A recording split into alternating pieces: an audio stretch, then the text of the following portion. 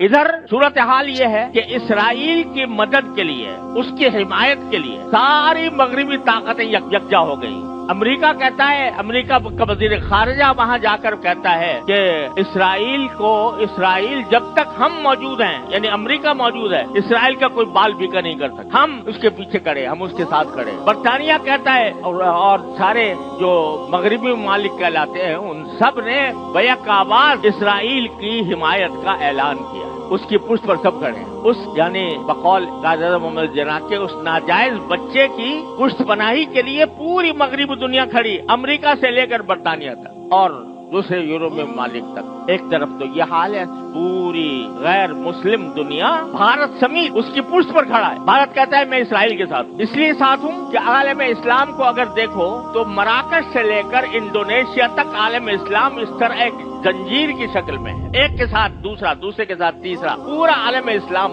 Indonesia से लेकर मराकश तक एक जंजीर है। इसके बीच में सिर्फ दो गैर मुस्लिम हुकूमतें हायल हैं, एक भारत, एक इसराइल। तो दोनों एक दूसरे के यारो मददगार हैं। तो भारत ने भी ऐलान किया कि हम भी उसकी हिमायत करेंगे, इसराइल का, और सारी मगरिबी दुनिया उसकी हिमायत। लेकिन अफसोस जिस बात पर है और जिस बात का शदीद सदमा है कि मुसलमान ममालिक जो इंडोनेशिया से मराकश तक फैले हुए हैं, जो गजा के बराबर आबाद हैं, जो इसराइल एक छोटा सा नुक्ता है उनके इर्द गिर्द मुसलमान मुल्कों के एतबार से, वो ऐसा है कि अगर किसी जमाने में कहा जाता था कि अगर सारे मुसलमान मिलकर थूक भी दें तो इसराइल गर्क हो जाए। लेकिन अफसोस है कि सारे मुसलमान मुल्क सिर्फ या तो खामोश हैं या महज जबानी कलामी हिमायत का ऐलान कर रहे हैं। अल्लाह के बंदो, नबी करीम सल्लल्लाहु अलैहि वसल्लम ने फरमाया था कि इन्नमल मुमिनून कजसदिन वाहिद, सारे मुसलमान एक जिस्म की तरह है।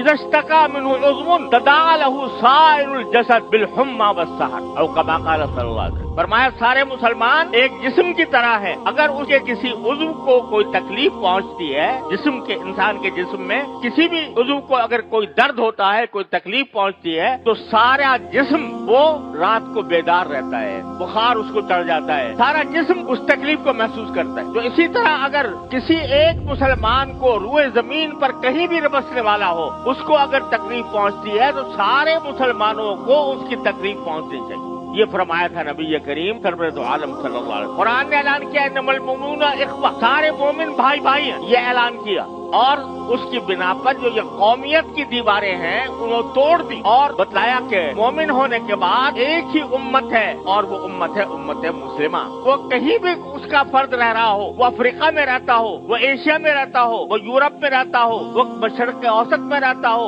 वो कहीं रहता हो, हर मुसलमान एक दूसरे का भाई है। और भाई होने का तकाजा ये है कि हदीस में फरमाया कि ला युस्लिमुहु व ला यख़्ज़ुलुहु, मुसलमान दूसरे मुसलमान को बेयारो मददगार नहीं छोड़ता। ला युस्लिमून, ना उसको दुश्मन के हवाले करता है और ना उसको बेयारो मददगार छोड़ता है। मुसलमान की खासियत है। लिहाजा इस नुक्ते नजर से अगर देखा जाए तो मुसलमानों की तारीख से भरी पड़ी है कि एक जगह पर अगर मुसलमान को के ऊपर कोई दुश्मन हमला आवर हुआ है तो दूसरे मुसलमान उस पर आकर उन हमलों से और उन जुल्म और सितम से निजात दिलाई।